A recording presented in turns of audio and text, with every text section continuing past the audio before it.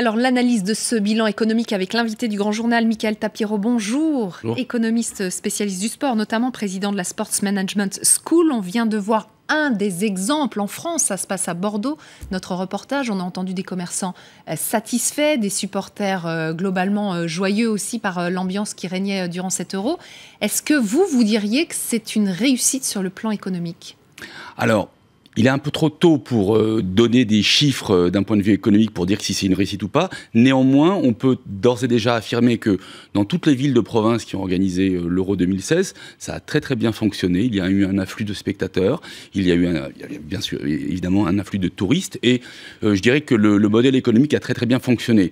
Il y a peut-être un petit bémol vis-à-vis de Paris où vous aviez à la fois le Parc des Princes et le stade de Saint-Denis, le stade de France à Saint-Denis, où là encore une fois c'est une ville qui a l'habitude d'avoir un afflux de touristes extrêmement important, c'est la ville la plus visitée au monde, et Euro 2016 ou pas, de toutes les manières, nous avons droit à énormément de personnes qui viennent visiter. Donc quelque part, il y a eu je dirais une correction à la marge sur le volume des personnes qui étaient à Paris.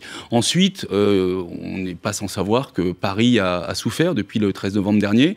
Il y avait quand même un déficit d'image au niveau touristique, avec effectivement les attentats, les grèves, les manifestations qui avaient dégénéré.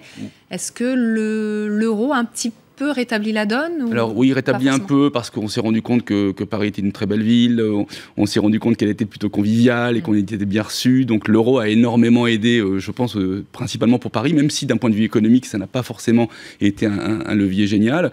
Oui, clairement, l'euro a été bénéficiaire pour toute la France. Oui. Ça a été aussi un très très bon tremplin pour, je dirais, les prochaines semaines, sachant que l'été continue, l'afflux de touristes aussi. Et alors, c'est vrai qu'aujourd'hui, c'est un peu difficile parce qu'on est le lendemain d'une défaite. Oui. Les sourires sont un peu crispés. Ouais. Mais voilà, je pense que le bilan est globalement positif. Il n'est pas question aujourd'hui là, de parler des résultats sportifs. Hein. Je trouve qu'il faut savoir aussi d'où on vient, à la fois d'un point de vue politique et sociétal et d'un point de vue sportif. Et c'est vrai qu'il y a un an, on venait de très très loin. Donc que ce soit sportif ou d'un point de vue économique, on est pas mal. Donc c'est plutôt pas mal. C'est vrai que juste avant le début de la compétition, on estimait que cet euro pouvait rapporter à la France 1,2 milliard d'euros. Vous l'avez dit, c'est trop tôt pour tirer un bilan chiffré, mais est-ce que vous pensez qu'on est dans les clous, on peut le dépasser ?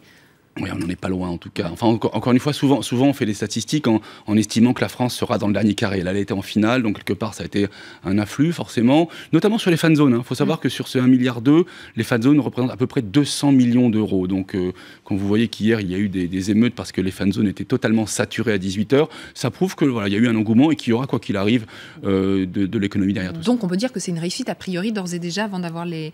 Sauf que 98, on se souvient qu'a priori, après le titre de champion du monde, la France avait connu un regain de croissance de 3,6%.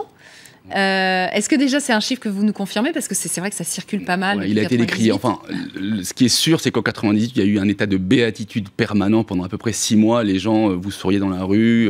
On était champion du monde. On était champion du monde, on vous offrait des pots, c'était extraordinaire. Et quelque part, oui, ça, je dirais, ce comportement individuel et collectif a drainé énormément de choses. Maintenant, vous dire si exactement le mondial 98 a indexé un taux de croissance, franchement, je ne me permettrai pas de le dire aujourd'hui. Un peu abusif alors. Ouais. Et là, on peut gagner des points de croissance ? J'ai bien peur qu'on soit un peu déçus. Je crois que l'Euro 2016 a instillé en France autre chose que des points de croissance économique. D'abord, on a vu une France qui gagnait. Bon, elle n'a pas gagné jusqu'à la fin, mais en tout cas, elle a été triomphante et elle s'est bien comportée. Et surtout, on a remis le collectif en marche.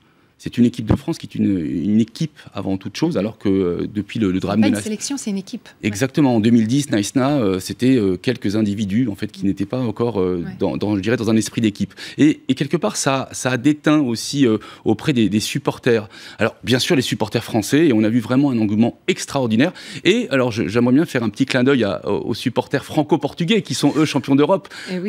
Qui sont un peu plus d'1,5 million et qui ont été ravis de cette première première victoire pour leur pays. Enfin, leur pays, ils sont français, mais en tout cas, cette double nationalité, cette double appartenance fait chaud au cœur, parce que hier, il y avait une très très bonne ambiance. On voyait beaucoup de fraternité entre les Français, habillés en bleu, et les Portugais habillés en rouge. On a entendu le titre de champion d'Europe, effectivement, hier soir dans les rues en France, il n'y avait aucun souci, on sentait que l'ambiance était là. Oui. Donc plutôt positif, si on vous en croit, Mickaël Tapiro. Merci beaucoup d'être venu dans le Grand Journal pour analyser ces retombées économiques pour la France après l'organisation de 7 euros.